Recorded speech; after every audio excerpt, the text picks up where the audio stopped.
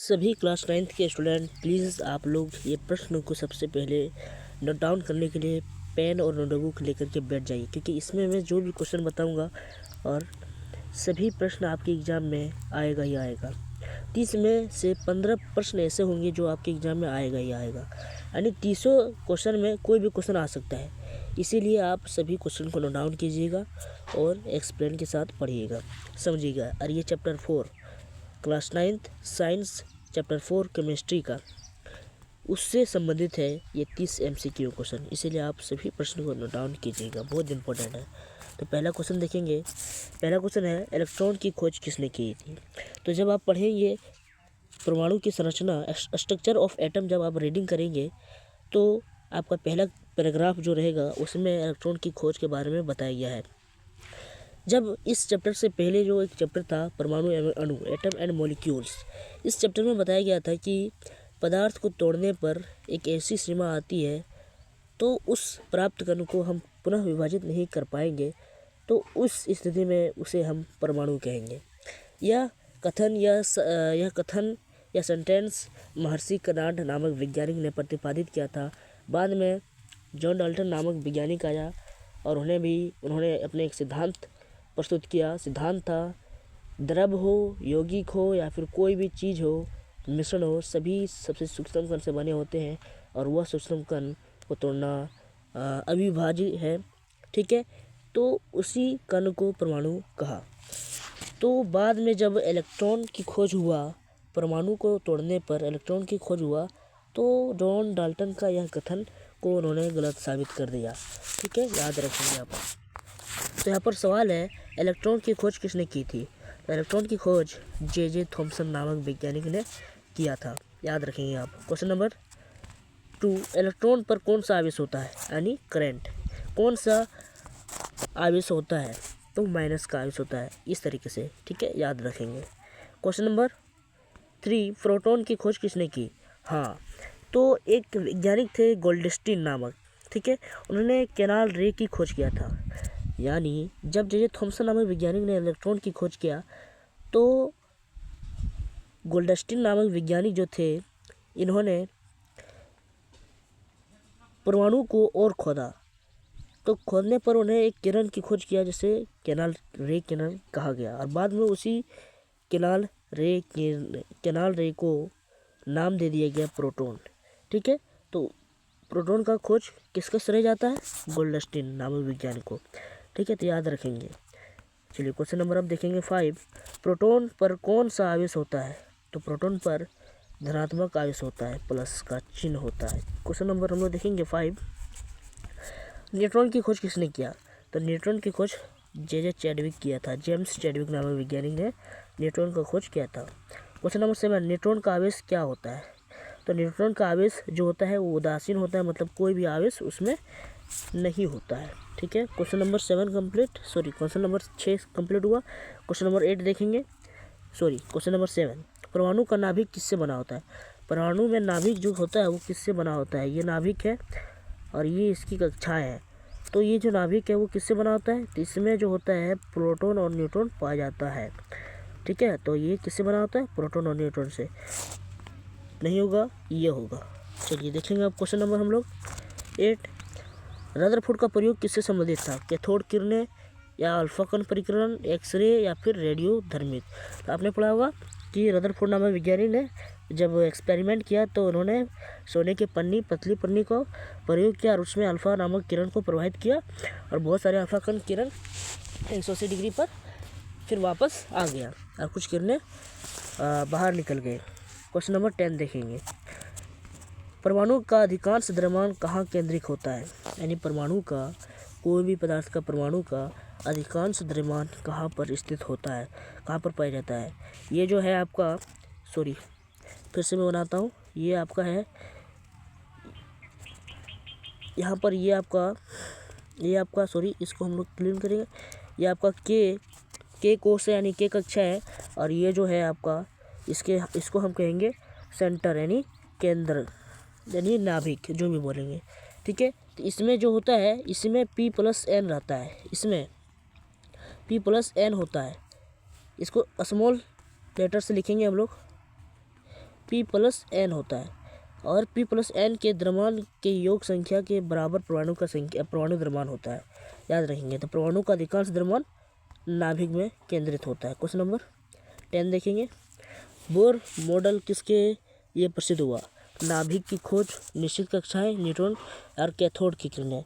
तो नाभिक की खोज बताया था रदरफोर्ड नामक वैज्ञानिक ने, और बोर ने जब एक्सपेरिमेंट किया तो उन्होंने बताया कि इलेक्ट्रॉन जो होता है वो परमाणु के निश्चित कक्षा में चारों ओर चक्कर लगाता है। तो उन्होंने निश्चित कक्षा की खोज में प्रसिद्ध हो गया। क्वेश्चन नंबर 11 क्वेश्चन है आपका। देखें, बोर के अनुसार इलेक्ट्रॉन कहाँ घूमते हैं? बोरबरी नामक वैज्ञानिक के अनुसार इलेक्ट्रॉन और परमाणु कण कहाँ घूमते हैं? तो निश्चित कक्षा में घूमते हैं। निश्चित कक्षा क्या है? देखिए, ये है नाभिक, ये है आपका K, ये है आपका L, और ये है आपका M, और ये है आपका N। ठीक है, तो यहाँ पर आपको K, L, M, N ध्यान दें। ये हो गया, ये आपका हो गया K, ये हो गया L, हो गया ये हो गया M, ये हो गया N। ठीक है, K में रहता है 2, इसमें रहता है आपका 8, इसमें रहता है 2 3 3 18, इसमें रहेगा 18, रुकिए थोड़ा सा मिस्टेक हो गया, 18 रहता है, और इसमें जो रहता है हाँ 32 रहता है, 32 इलेक्ट्रॉन रहेंगे। और ये आपका परमाणु का नाभिक सेंटर, इसमें प्रोटॉन न्यूट्रॉन रहेंगे और इलेक्ट्रॉन इसमें चक्कर लगाएंगे इस तरीके से। ठीक है, चलिए अब देखेंगे हम लोग क्वेश्चन नंबर 12। परमाणु क्रमांक किसके बराबर होता है? परमाणु क्रमांक किसके बराबर होता है? तो इलेक्ट्रॉन प्लस न्यूट्रॉन के बराबर नहीं होता है, द्रव्यमान संख्या के बराबर नहीं होता, प्रोटॉन संख्या के बराबर होता है, न्यूट्रॉन संख्या के बराबर नहीं होता। प्रोटॉन संख्या जो होता है वो परमाणु संख्या ही होता है। क्वेश्चन नंबर 13 क्वेश्चन है, द्रव्यमान संख्या किसका योग है? द्रव्यमान संख्या प्रोटॉन प्लस न्यूट्रॉन का योग है, क्योंकि वो नाभिक में होता है और परमाणु का एटम का सारा मास जो होता है वो नाभिक सेंटर में ही पाया जाता है। ठीक है, आपका आंसर क्या होगा? प्रोटॉन और न्यूट्रॉन होगा। क्वेश्चन नंबर 15 क्वेश्चन है, उदासीन परमाणु में इलेक्ट्रॉन की संख्या कितनी होती है? उदासीन परमाणु में इलेक्ट्रॉन की संख्या कितनी होती है? प्रोटॉन के बराबर होती है। आप जब इस चैप्टर को पढ़ रहे होंगे तो एक चार्ट मिला होगा आपको, उसको ध्यान से पढ़िएगा और संयोजकता को समझना बहुत अति आवश्यक है। मैं उसका चैप्टर जितना भी टॉपिक है उस पर मैं वीडियो बनाना कोशिश करूँगा। संभारिक पर, समस्थानिक पर, संयोजकता पर, और रदरफोर्ड का परमाणु मॉडल और बोरबरी का परमाणु मॉडल और विभिन्न कक्षाओं में परमाणु को अवस्थित करना, ये सभी चीज़ों को मैं बताऊँगा। ठीक है, टॉपिक बाय टॉपिक वीडियो आएगा। तो अब देखेंगे हम लोग 15 नंबर क्वेश्चन, आइसोटोप में क्या समान होता है? तो आइसोटोप में परमाणु संख्या समान होता है। क्वेश्चन नंबर 17 देखेंगे, आइसोटोप में क्या समान होता है, ये क्वेश्चन हो गया। 17 क्वेश्चन, आइसोबर में क्या समान होता है? तो द्रव्यमान संख्या समान होता है। अब देखिए, इलेक्ट्रॉन का द्रव्यमान होता है, तो इलेक्ट्रॉन का द्रव्यमान नगण्य होता है, बहुत कम होता है, ना के बराबर होता है, तो बहुत कम होता है। चलिए अब देखेंगे हम लोग क्वेश्चन नंबर 19। प्रोटॉन और न्यूट्रॉन कहाँ पाए जाते हैं? तो प्रोटॉन और न्यूट्रॉन मैंने पहले ही बता चुका हूँ, नाभिक में पाया जाता है, एटम का सेंटर में पाया जाता है, बीचों बीच। परमाणु का आकार किससे निर्धारित होता है? तो परमाणु का आकार इलेक्ट्रॉन की कक्षा से निर्धारित होता है। 21 देखेंगे, के कक्षा में अधिकतम कितने इलेक्ट्रॉन हो सकते हैं? तो एक फार्मूला है 2n², इसे आपको बढ़िया से याद कर लेना, ये बहुत सिंपल है, इसे आप याद कर लीजिएगा। अब आपको मैंने बताया कि ये हो गया आपका, थोड़ा सा मैं छोटा बनाऊंगा, यहाँ पर बनाऊंगा, ये आपका हो गया नाभिक, ये हो गया आपका K, ये हो गया L, ये हो गया M, और ये हो गया N। तो यहाँ पर कितने कक्षाएं बन चुकी है? यहाँ पर बना 1 2 3 और ये बन गया 4।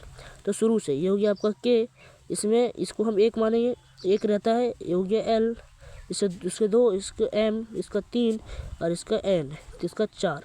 तो आपको इसमें फॉर्मूला में बैठाइएगा तो आपका K में आएगा 2 आएगा, L में आएगा 8, M में आएगा 18 और N में आएगा आपका 32। ठीक है, तो यहाँ पर पूछा जा रहा है कि कक्षा में अधिकतम कितने इलेक्ट्रॉन हो सकते हैं? 2 होगा। चलिए अब क्वेश्चन नंबर देखेंगे हम लोग 22, L कक्षा में अधिकतम कितने इलेक्ट्रॉन? तो 8। ठीक है, अभी मैंने बता चुका हूँ। चलिए अब बढ़ेंगे हम लोग 23 में। 23 है, यहाँ पर हो नहीं होगा, यहाँ पर बोर होगा। बोर का मॉडल किस तत्वों पर सही बैठता है? सभी तत्व, हाइड्रोजन, ऑक्सीजन या फिर सोडियम। तो आपका आंसर हो गया हाइड्रोजन। ठीक है, चलिए अब देखेंगे हम लोग क्वेश्चन नंबर 24।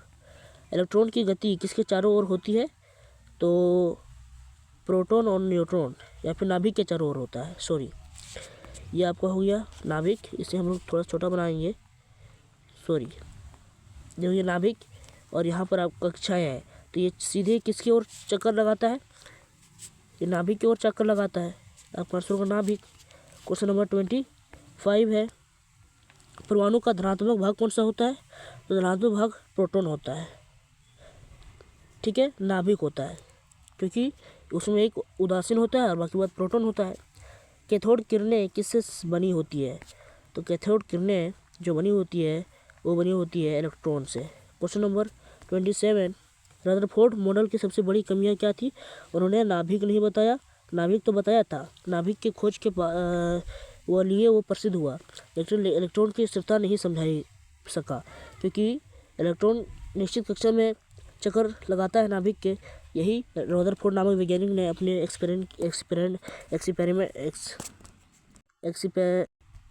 एक्सपेरिमेंट के दौरान में उन्होंने रदरफोर्ड नामक वैज्ञानिक ने एक्सपेरिमेंट के दौरान में इलेक्ट्रॉन की स्थिरता नहीं समझा पाया। यही सबसे बड़ी कमियां है रदरफोर्ड के परमाणु मॉडल में। 28, यहाँ पर हाँ नहीं होगा, इसे काट देंगे। बोर मॉडल की सीमा क्या है? तो बोर मॉडल की सीमा केवल हाइड्रोजन के लिए सही है। ये क्वेश्चन शायद गलत है, इसे नोट डाउन नहीं कीजिएगा। क्वेश्चन नंबर 30 है, परमाणु विद्युत रूप से कैसा होता है? तो परमाणु विद्युत रूप से उदासीन होता है। ठीक है, तो आपको मैंने लगभग 29 प्रश्न बताया। ठीक है, 29 प्रश्न बताया। ये प्रश्न को आई होप आप सभी नोट डाउन कर लिए होंगे। अगर आप ये वीडियो अपने दोस्तों में शेयर करेंगे तो उन दोस्तों को भी एक प्रकार से रिवीजन हो जाएगा।